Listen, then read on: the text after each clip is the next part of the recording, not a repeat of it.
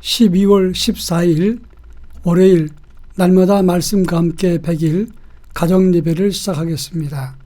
다 같이 주님 가르치신 기도합니다.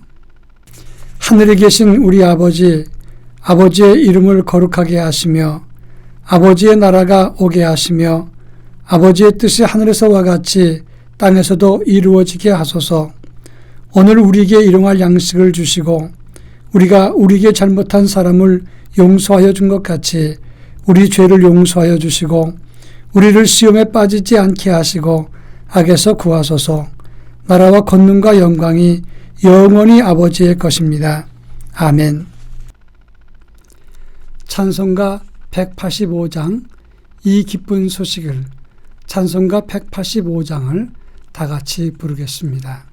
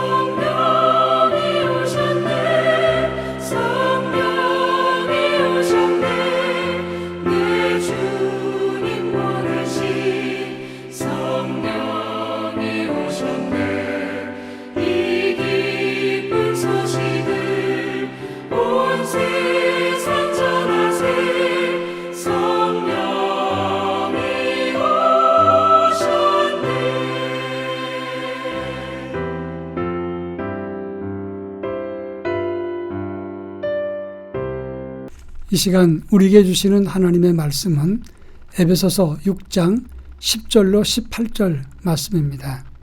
신약성경 에베소서 6장 10절로 18절 말씀입니다. 한 절씩 교독합니다. 제가 전체를 읽겠습니다. 끝으로 너희가 주 안에서와 그 힘의 능력으로 강건하여지고 마귀의 간계를 능히 대적하기 위하여 하나님의 전신갑주를 입으라. 우리의 씨름은 혈과 육을 상대하는 것이 아니요 통치자들과 권세들과 이 어둠의 세상 주관자들과 하늘에 있는 악의 영들을 상대함이라. 그러므로 하나님의 전신갑주를 취하라. 이는 악한 날에 너희가 능히 대적하고 모든 일을 행한 후에 서기 위함이라. 그런즉 서서 진리로 너희 허리띠를 띠고 의의 호신경을 붙이고 평안의 복음이 준비한 것으로 신을 신고 모든 것 위에 믿음의 방패를 가지고 이로써 능히 악한 자의 모든 불화살을 소멸하고 구원의 투구와 성령의 검 곧 하나님의 말씀을 가지라. 모든 기도와 간구를 하되 항상 성령 안에서 기도하고 이를 위하여 깨어 구하기를 항상 힘쓰며 여러 성도를 위하여 구하라. 아멘. 사도 바울이 기록한 성경의 말씀을 보면 여러 책이 있지만 각 성경마다 독특한 주제를 가지고 있습니다. 옥중서신이라고 말하는 에베소, 빌립보, 그리고 골로새서, 빌레몬서 이 네 책은 바울이 감옥에서 기록했다고 해서 옥중서신이라고 말을 합니다.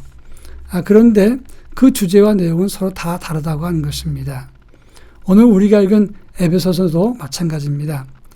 특정한 교회에 보낸 편지가 아니라 모든 교회는 그리스도 안에서 통일성을 가진다. 이런 주제를 가지고 기록한 말씀입니다.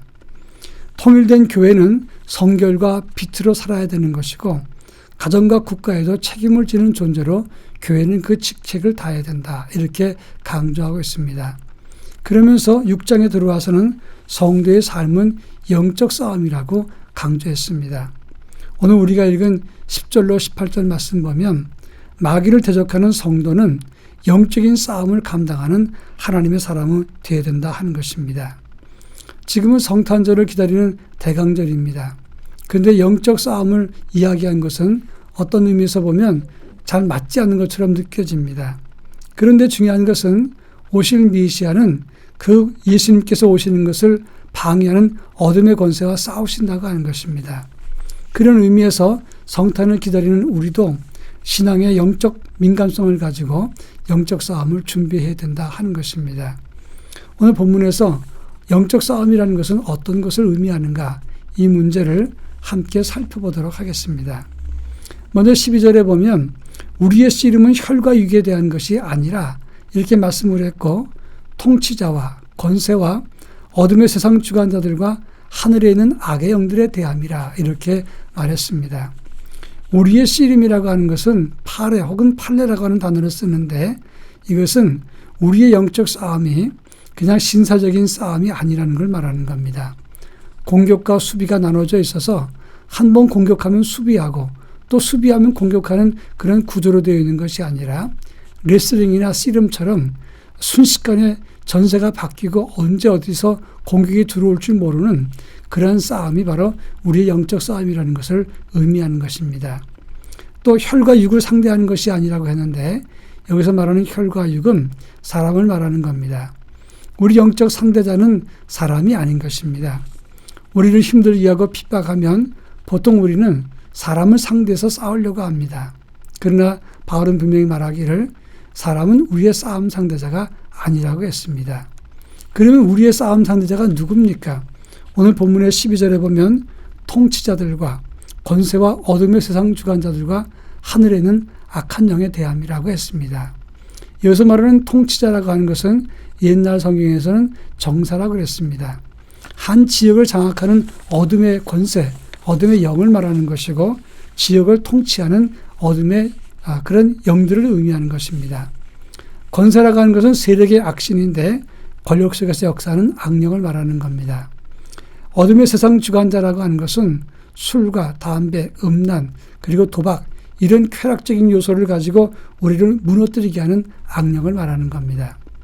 하늘에 있는 악의 영이라고 하는 것은 우상과 이단 그리고 사술의 영을 말하는 것인데 이런 것들이 우리의 영적 싸움의 상대자라고 하는 것입니다. 사람을 상대로 싸울 필요가 없습니다. 나를 싫어하고 나에게 괴로움을 준다고 해서 그 사람을 상대해서 싸우는 것은 어리석은 것이고 싸움 상대자를 잘못 고른 것입니다. 그렇다면 그를 맞서려는 우리는 어떤 준비를 해야 되는가 하는 겁니다.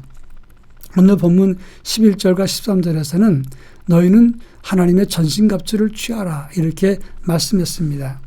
이 전신갑주라고 하는 말은 전신갑옷을 말하는 것입니다.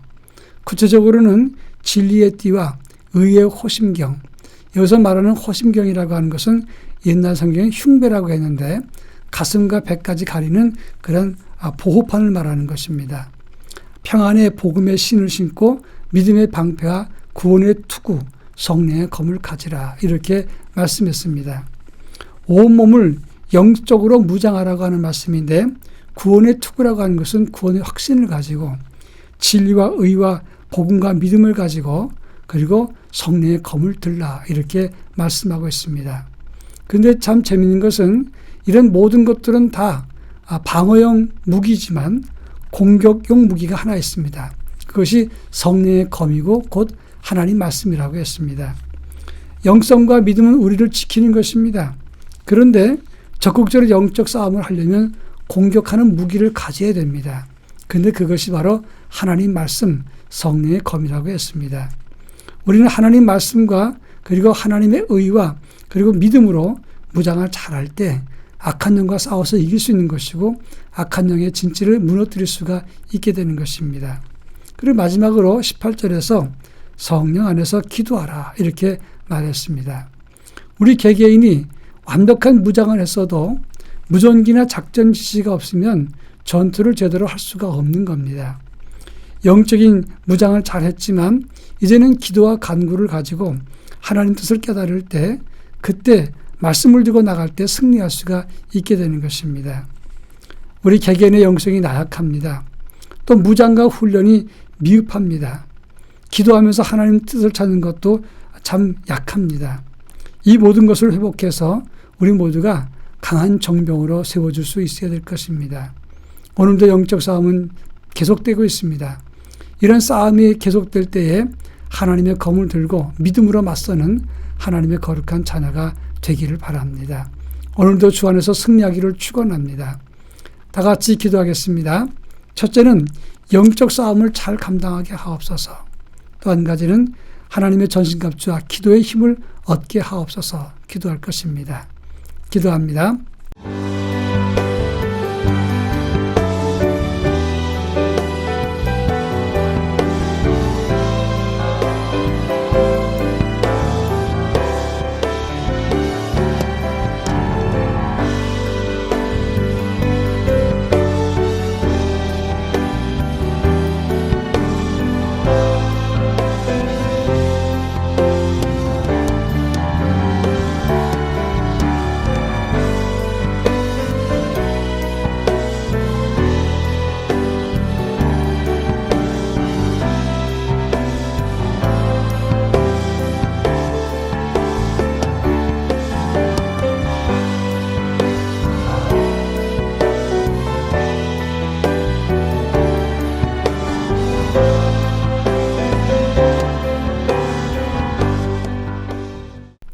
사랑 많으신 하나님 아버지, 오늘날 우리의 신앙생활은 영적 싸움인 줄 압니다.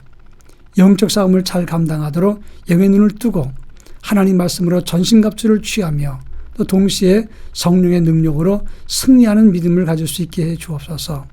기도함으로 하나님 뜻을 찾게 하시고 기도함으로 하나님의 뜻을 따라서 믿음으로 용감한 하나님의 정병들로 장수로 살아가는 아버지의 거룩한 자녀가 되게 하옵소서. 예수님의 이름으로 간절히 기도합니다. 아멘.